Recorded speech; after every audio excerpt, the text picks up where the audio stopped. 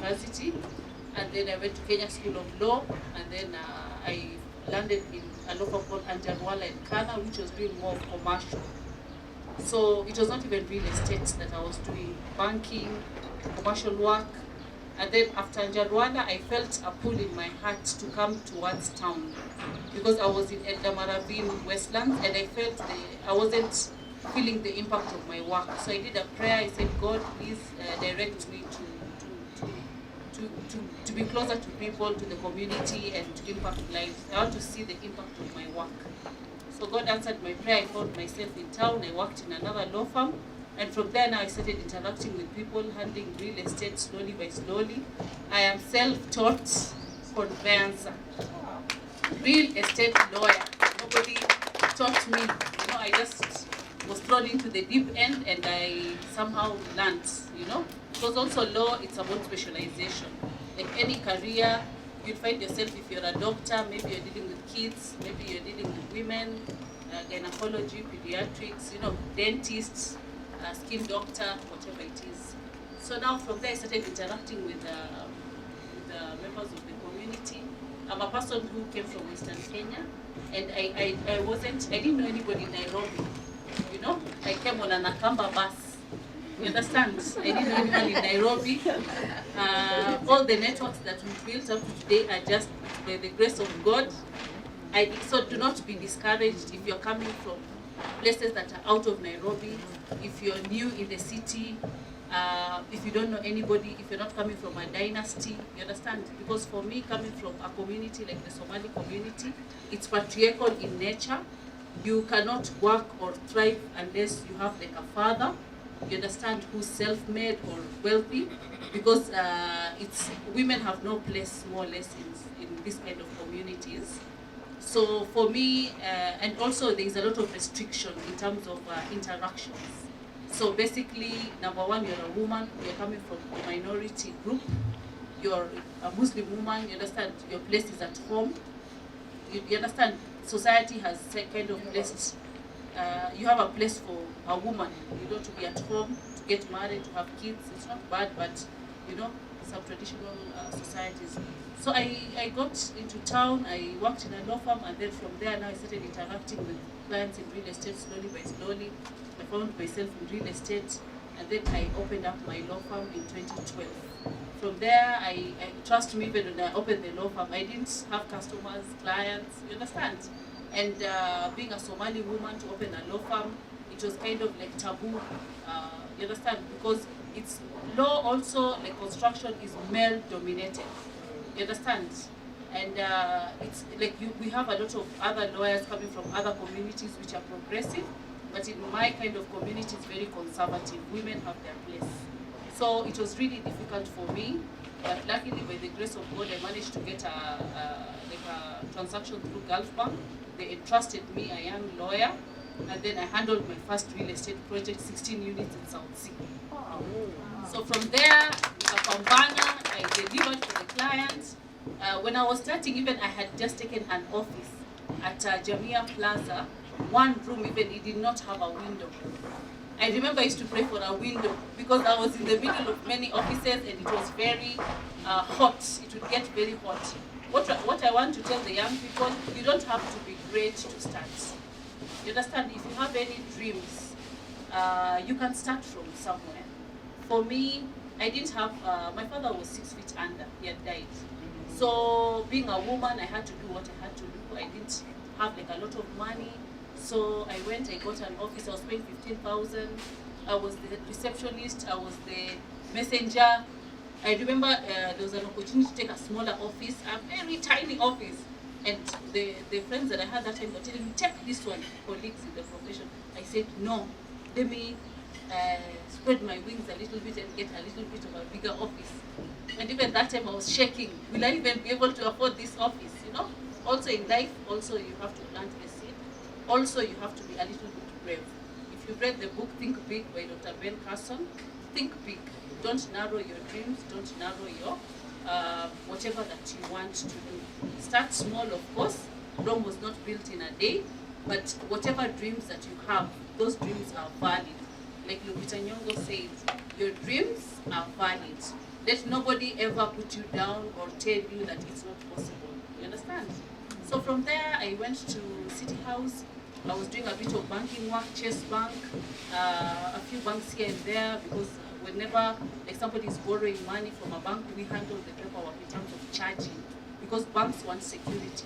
So they charge the title. So we were handling that on behalf of the bank, and it's a very sensitive transaction, because you have to do a search, you have to confirm the property is okay, then you do the charge documents, you take it to land's office, you register it.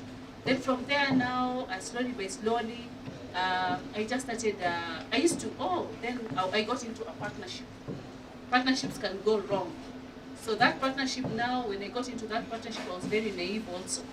I didn't even know what it entails to be in a partnership, but somehow I thought, okay, let me get a partner who's handling litigation and doing more real estate. Let's do something together. It didn't work out.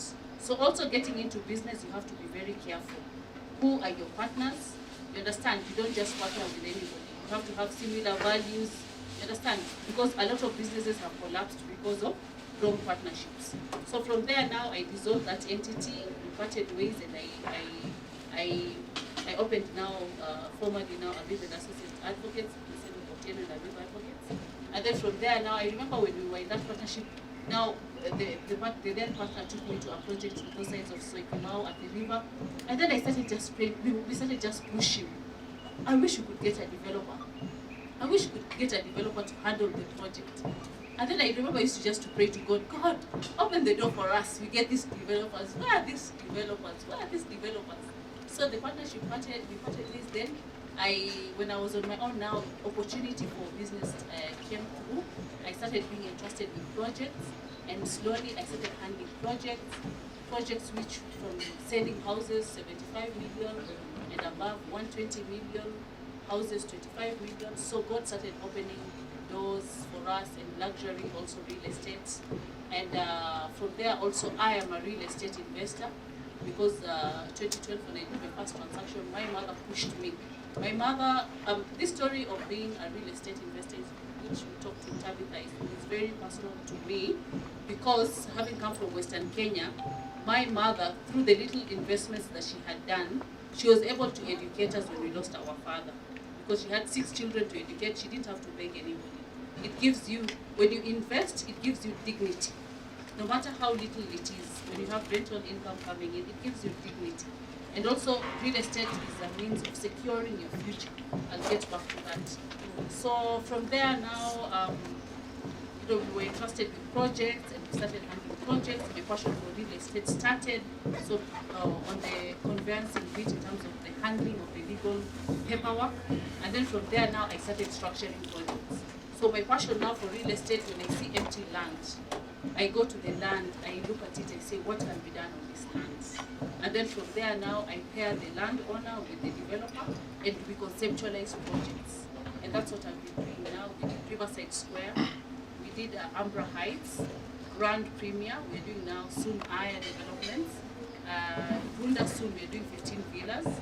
So my passion for real estate is very strong. I have a very good 360 view of the real estate industry in Kenya. A lot of people, as we were talking, have been conned in the real estate sector. We are having developers who are not finishing projects. People have had a very raw deal. So you have to do due diligence in terms of where you're investing. So investing in real estate, you don't have to start big. For the young people, I'll tell you, start with what you have. You understand? You don't have to start with a property. Sometimes when you see a property worth 20 million, 10 million, 5 million, you say, oh, this is out of my reach. I can't do anything. What I say, start with what you have. We have even lands that are worth 150, 100, 500. You understand? There's an art to investing in real estate. So you can even take like 4 of you, each contributing 50,000, you go on a property. So you have to first of all have an income generating, whether through your work, whether you're employed or unemployed. So you have an income coming in, and then from there you channel that income. You understand? And the good friends that you have are the friends who direct you towards investments. Don't have friends whom like you're sitting, eating, drinking, laughing, and it's not development oriented. It's good to have friends, but also look for friends who are development oriented. Like what my brother said, friends who are telling you, come, come, come, there's an opportunity here for investment. 100 here, why don't you pull 30? Or we come up with a payment plan. They even, like properties, you have a payment plan, also the plots, whatever, there are payment plans. Put in a deposit, have a 1-year payment plan, you understand? So you don't have to start big, you start with what you have. When I started buying plots in Kasarani. When I was starting, my mother pushed me from my first transaction, invest in real estate. And my mother took me to some other very, places which didn't even have roads. And I said, what?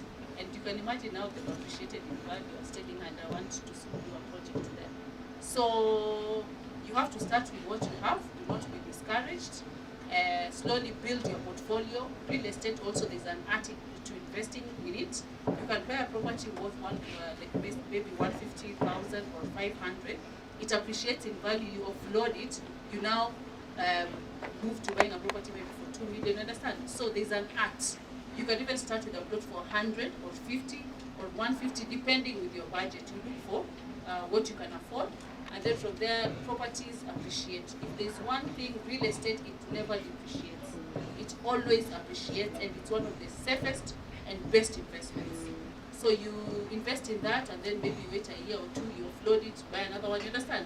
There's always an art to invest in. So also, to answer her question, I will tell you what you had said also. Patience pays, number one. I would agree. Patience pays. When you're an entrepreneur, you cannot afford to give up. You have to be resilient. And yes, you're starting this. You can't just start any business. You first of all look at what is my passion. You understand? And then from there now, you start slowly. It's not something that's gonna take place overnight. I tell the young people, a lot of young people have this idea in their heads that success is overnight. Trust me, success there are no instant results in life. Unfortunately, there are no shortcuts. You have to put in the work. You understand? And you have to put in the work. You have to be trustworthy. You have to have integrity. You have to keep on pushing. Entrepreneurship is a tough call in Kenya, but it's doable. It can be done. Whether you want to be employed, whether you want to be an entrepreneur, you understand? Nothing stops you from investing. Nothing stops you from investing. The earlier you start, the better. You don't have to wait, for the young ladies, I have to wait until I'm married to start. No, start. So due diligence is very important when you're investing. You have to look at the land. Is it a legitimate land? Who owns it? You check. Searches can be done at the Ministry of Lands to confirm. A lot of people have been conned by crooks who are selling land that is not theirs. So you have to either go through a lawyer, or you go through, you understand, you check, you do your due diligence in terms of who owns the land, the company, is it legit? So that's what a lawyer does. A lawyer checks the land ownership, the company ownership, you understand? Then lawyers are also custodians of funds. So funds are deposited with the lawyers, then they handle the paperwork on your behalf. So you have to make sure, unfortunately in Kenya now, a lot of people are being conned. So you have to be very particular in terms of how you're investing, and you have to go through the right channels. This issue of quick transaction out there, with mentorship, look for somebody to hold your hand. Because you don't have to go through 10 years to learn the tricks of the trade. When you have somebody who's already done it, it can shorten your learning curve. You'll end up avoiding unnecessary mistakes, you understand? And also what I say now through experience, failure is not something to be, like the 844 system of education, as we've gone through that system, they penalize failure. Sometimes when you go through life's challenges, it's like, oh, I've failed. No. Failing, you understand, is just another, redirected to just, what can I say? It's a learning experience, you understand? You will fall, you will pick up yourself. You will fall, you will pick up yourself. It's not always about, a lot of people glorify success, they talk about success, but also through your failures, you learn so many lessons, you understand? So failure is not such a bad thing. I have had my set of failures in life, and in fact, those are the lessons that have been very pivotal to who I am today, in terms of giving me strength, you understand, stamina, and resilience. resilience. So for the young people, the future is very bright. Do the things that you love doing. These days, what I say from a legal perspective, due diligence is not limited to only the lands office or the company's registry. Also, due diligence goes to check, like, okay, let me give you an example now. I had an instance where a client wanted to purchase a property in Embakasi. He wanted to put go downs. And then the client told me, okay, the sellers are coming to your office. Meet them. If we are able to agree, I'm willing to pay an X amount of money even immediately. So when the sellers came to my office, I looked at them, and it raised eyebrows because the individuals that I was looking at, they just looked, okay, I don't want to say suspicious, but you know, like from the look of things, like somebody who's selling to you a property, like a property in Embakasi, 3 acres. Like from a legal perspective, like through experience, I'm able to just pick up certain things. And I requested for the documentations. By just look at those documentations, I could tell these are doctored documents.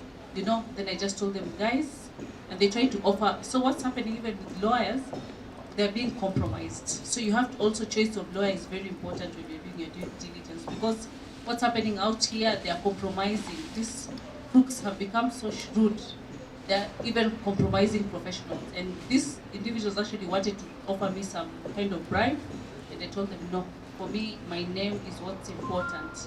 I'd rather not get money now, but my name will earn me money for a very long time.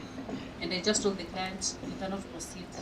This transaction is fraudulent, and I sent an email, I cannot be a party to it. So, perusal of documentations, very important. You look at it, searches at the lands office, because land ownership in Kenya, most of the lands are registered. You take the copy to your lawyer, they're able to do a search at the lands office, they'll be able to verify who are the owners. If the property is charged to the bank, then you have to buy through the bank. You understand? You cannot pay money just to somebody and then the property is charged to the bank. The bank is the one that has the first right of ownership. You understand? In case the person defaults, the bank will sell. So if it's a property that's owned by an individual, due diligence will get lands. You also have to look at the neighbors. You have to verify, are you aware of this individual? Does this family own this property? You understand? You might be surprised that even the neighbors tell you, oh, when you property, you go US. You understand? We are having now situations where documents are being doctored.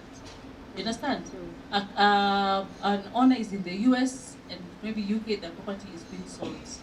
So you have to even ask the neighbors, the person who's claiming to sell, you understand, like, do you know this person?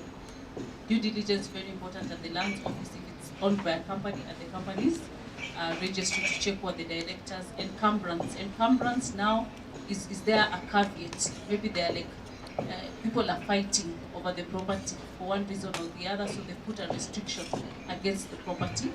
You have to verify what's happening, or sometimes there's like a charge. Maybe the person has taken a loan and the property is charged. The property has to be bought through the bank, and the bank has to prepare what's called a discharge of charge. So just a lawyer should be able to sort you out on that. I mean, now lawyers are accessible everywhere. Within your circle, you know, you're able to find one. So I prefer things to be done through the legal process. Otherwise, you'll expose yourself. And then also the lawyer will assist you in terms of getting now the ownership documentation. Because once the due diligence process is done, a sale agreement has to be prepared, you sign, you pay, and then from there now a transfer will have to be prepared again. That transfer now is taken to lands office, stamp duty is paid. So depending on if the property is within like a township area, stamp duty is 4%. If it's outside, it's 2%. So you have to pay the legal fees, you have to pay stamp duty costs and registration costs, and then the property is transferred to your name. And then now you have that property. Very important also to take possession of the property. That means you kind of like put a fence on it or something. You understand? You take possession. So basically, due diligence goes beyond legal documentation to also doing, you understand, due diligence beyond documentation to check the neighbors, are you aware of this family? Have they lived on this property? You understand? So you have to really be careful these days, but with proper due diligence, there are no issues. Like what Terry does in terms of the selling of the big chunks, that one is easier now. You understand? Because there are not so many owners. It's fast ownership. So that one also, from the look of things, when you look at it also, it's a good avenue to purchase, you understand? As opposed to maybe like a plot owner, you have to do more due diligence, but the ones now for the plots, the big chunks, they are sort of like, due diligence is easier, you understand? So then you go through the registered office, they confirm to you they're selling, what are the terms, documentations you buy through that registered office. So you have to go through the right channels and do due diligence. You have to see the property also, so that you're not buying air. Then tomorrow, you're wondering what really transpired. Yeah. So real estate investment is one of the safest, but also you have to go through proper processes.